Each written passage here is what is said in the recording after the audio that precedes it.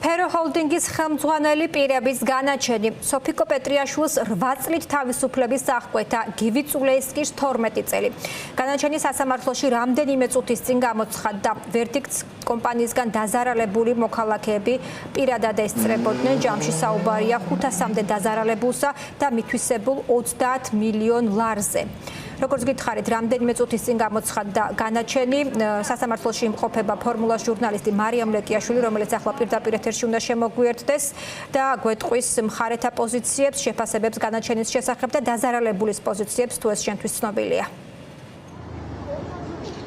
დიახ, სულ ცოტა ხნის წინ გამოცხადდა განაჩენი სფერო ჰოლდინგის დამფუძნებლის გივი წულეისკირის და იურისტის სოფიკო პეტრიაშვილის საქმეზე მას მოსამართლე თამარ მახარობლიძემ გამამტყუნებელი განაჩენი გამოუტანა. კონკრეტულად კი გივი წულეისკის 12 წლით თავისუფლების აღკვეთა, ხოლო სოფო პეტრიაშვილს 8 წლით თავისუფლების აღკვეთა. აქ ამ სხდომას ესწრებოდნენ როგორც ბრალდებულთა ოჯახის წევრები, ასევე სფერო ჰოლდინგის მიერ დაზარალებული მოქალაქეები და მას შემდეგ, რაც განაჩენი გამოცხადდა ამ საქმეზე, იყო საკმაოდ ემოციური ვითარება თბილისის საქალაქო სასამართლოში.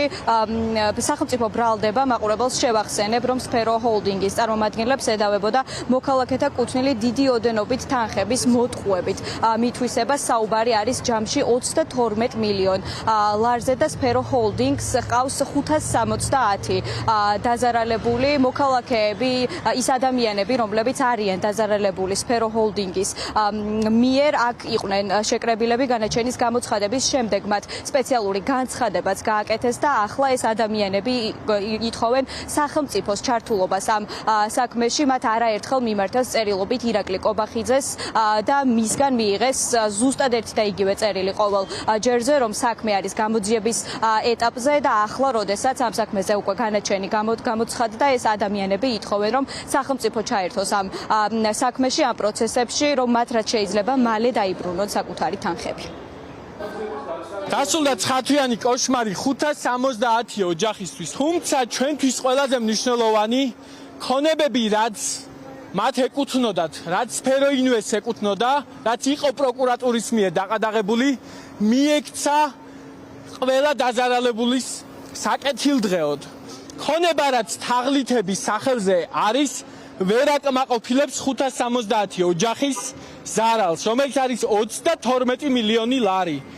3 წლის განმავლობაში თაღლითური დაჯგუფება სფერო ჰოლდინგი ყველაზე გაჭირვებულ ხალხისგან ითვისებდა თაღლითურად თანხას.